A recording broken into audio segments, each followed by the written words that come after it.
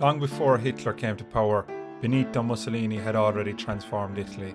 A former socialist turned nationalist revolutionary, he built a movement around order, violence, and absolute authority. His black shirts crushed political opponents, and his new ideology, fascism, would go on to influence extremists across Europe, including Hitler himself. But the empire he promised Italians never came. Military disasters mounted, the Allies invaded Italy, and Mussolini's own government turned against him. Arrested, rescued by German commandos, and kept in power only through Hitler's support, he was installed at the head of a puppet state in northern Italy. Its unofficial capital was a quiet lakeside town called Salò. Today it's one of the most picturesque places on Lake Garda. Cafes line the waterfronts, sailboats drift across the bay, and families wander its narrow streets. But hidden beneath that beautiful facade lies the final chapter of European fascism. This is the story of Salò, the town where Mussolini's regime came to its last stand.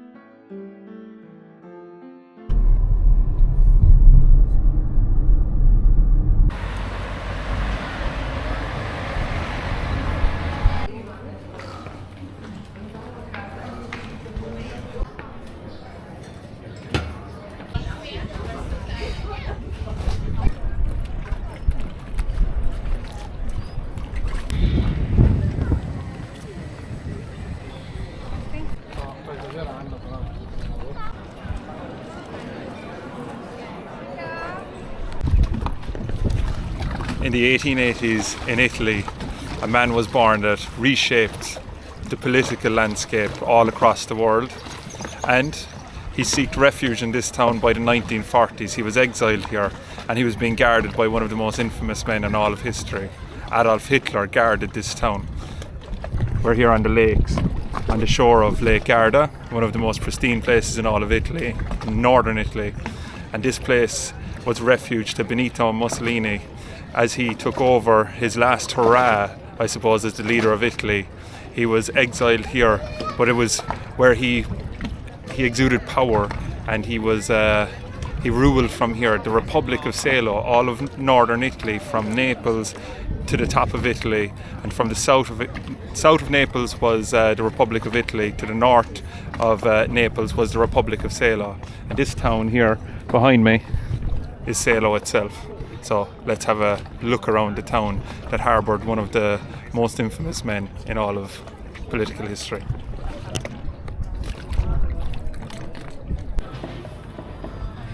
The Duomo, the centre, the beating heart of all of Salò. This would have withstanded, or would have been built in the Venetian times, and would have withstanded so many different empires passing through here, including the Republic of Salò, which was really presided over by Mussolini during that time period. Very cool.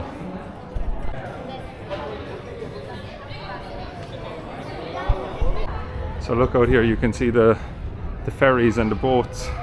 So today it's all tourism in Salò, but about 80 or 90 years ago it was the seat of fascism in all of Italy. Massive change up. I don't think you would have seen too many tourists around here in the 1940s. Instead it would have been the centre of Mussolini's rule. Look at this, people enjoying themselves, walking around free without a care in the world. And you can see the side of the old Duomo here as well, which is really cool. It's really old. You can see the brickwork exposed as well, and actually the bell tower looks super old, and it doesn't look like it's been restored too much, which is kind of cool to see as well. So look at this. This is one of the other names for Salò. During that time period, the region north of Naples all the way up to the north of Italy, La Repubblica Sociale Italiana, also known as the Republic of Salò. So the Republic Social of Italiana. It's interesting. And look, ultimate fascismo. Very interesting.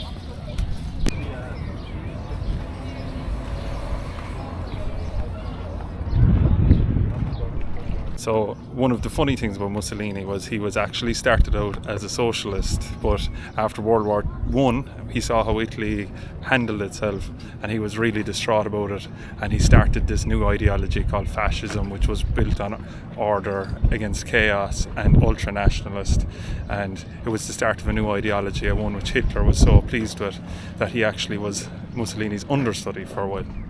But yeah, look at the shores here, unbelievable scenes.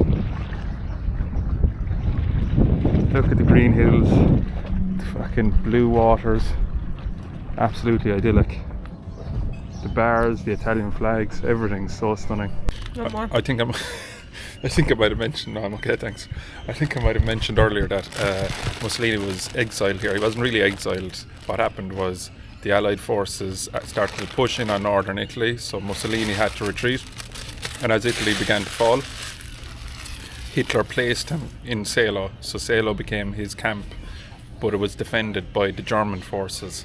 So it was German defended around these areas because the Italian military was falling. And similar to yesterday in Venice, it was about maritime power. Here in Salò, it was about military power, or well, perceived military power, because they were in fact very weak.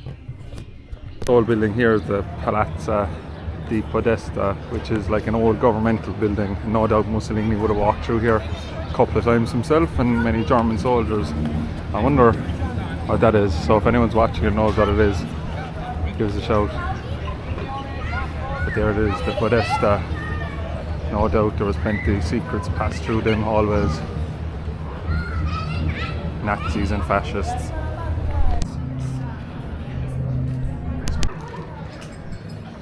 Lemon trees.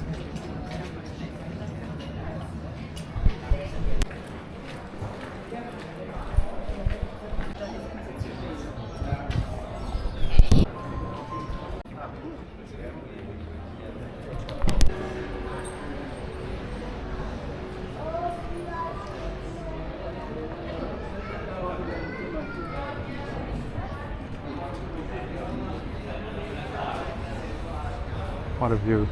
Look, you can see the Venetian line here again underneath the clock tower, which is very cool. I wonder why the Venetian line is here though. Oh, actually I know, because it was built by the Venetians, the city.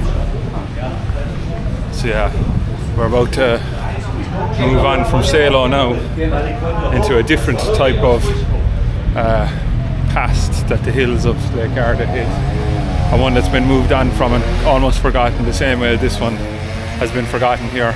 You wouldn't think that this was the seat of fascism in Salò. So, time to move.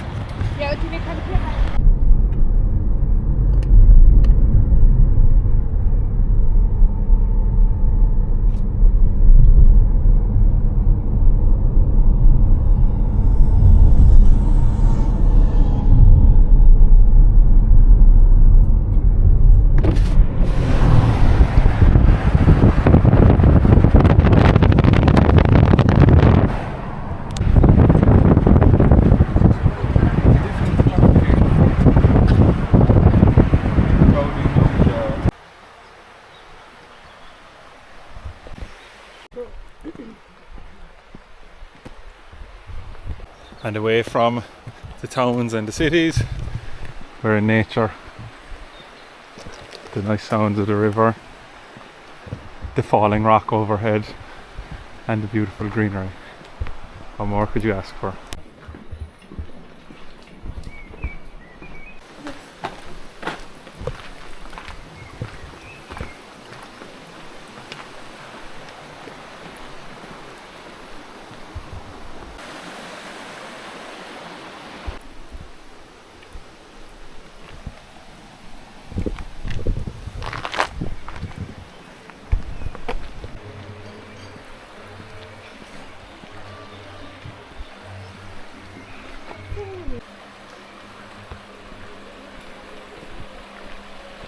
The old watermill and the old grinder of sorts. I wonder if that's for flour or stone or something.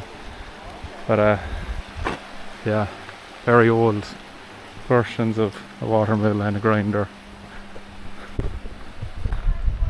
So it looks like this building in front of us is the paper factory. So this place would have been used to build or to make paper a long time ago now, before industrialized Italy became a thing and mass produced paper. You can see the chimney probably burning off from a furnace, grinder, watermill. Now you can see that it's a bar and probably I think it said it's a museum. But there's just a track up here. I think we might walk up here first and then we can come back down.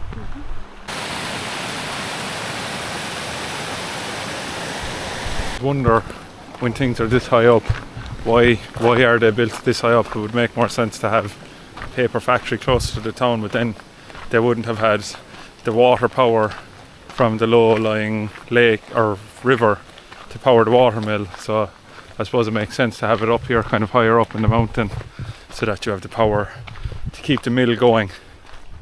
That would be my guess. So I wonder if these really old Italian houses, probably 200 or 300 years old, were they used to house the workers in the paper factory, or am I completely wrong with that?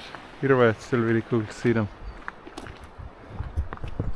The house is being kept up here with the scaffold, or the stilts, splints, or whatever you call them.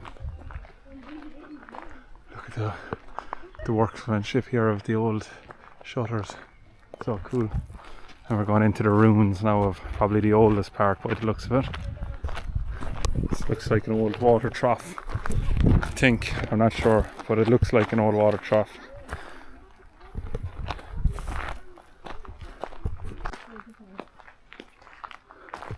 Yeah, the ruins are being reclaimed by nature. Here you can actually see there's a wall behind that big wall of green. It's just reclaimed it. Look, it's like some sort of kind of a exhibition here that you can walk through.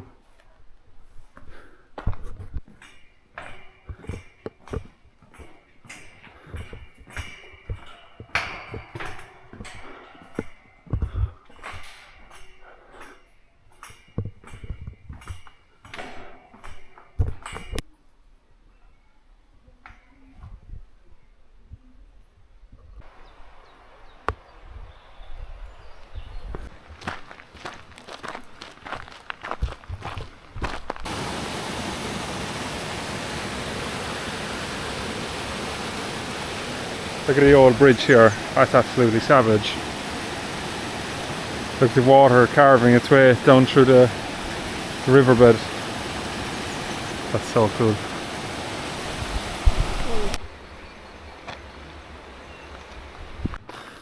Imagine trying to build that house and these roads not even being hardly built, with primitive tools and fucking building equipment.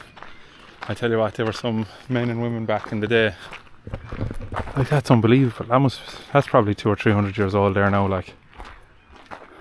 So cool. Look at this old urban decay, very David without borders spec. But the problem with this is the setting is far too beautiful around it. When I was talking about urban decay in the car, we were passing past something, and Fiona, what did you say about urban decay? Something about makeup. So Urban Decay is a makeup brand as well.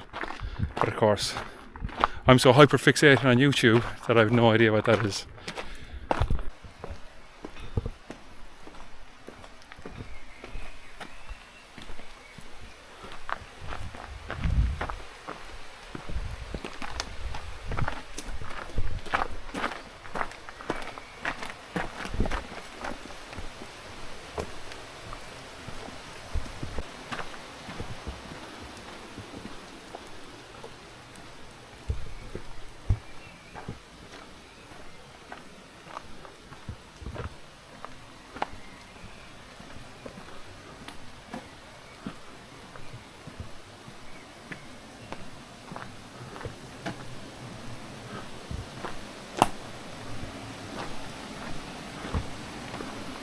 The opening of a river.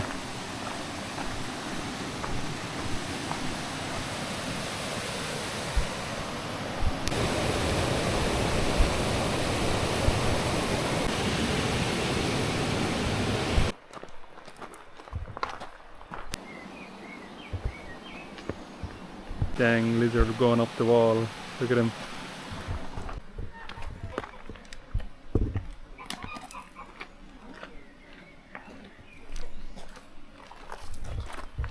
So we're on our way home, and that is it from David Without Borders. So today we saw Salò in the morning, which is the Mussolini hideout village tucked in the shores of Lake Garda, and in the evening we have the beautiful picturesque Valle where the paper was produced, which is about 10 minutes or 15 minutes away from Salò. So what was interesting about both of them was that they were both they both displayed former glories, and whether you'll call a fascist past glory, it was still glorious in the eyes of the people that was there, and it's a history that is preserved through museums and the town walls and the stories from that time. And the same is here.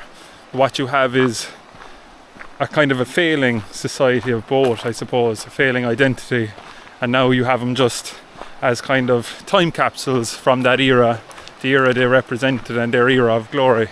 But yeah, if you enjoyed this video, subscribe. More videos coming. If you didn't see my video yesterday from Venice, go watch that. I hope you enjoyed. I'm David Without Borders. See you later.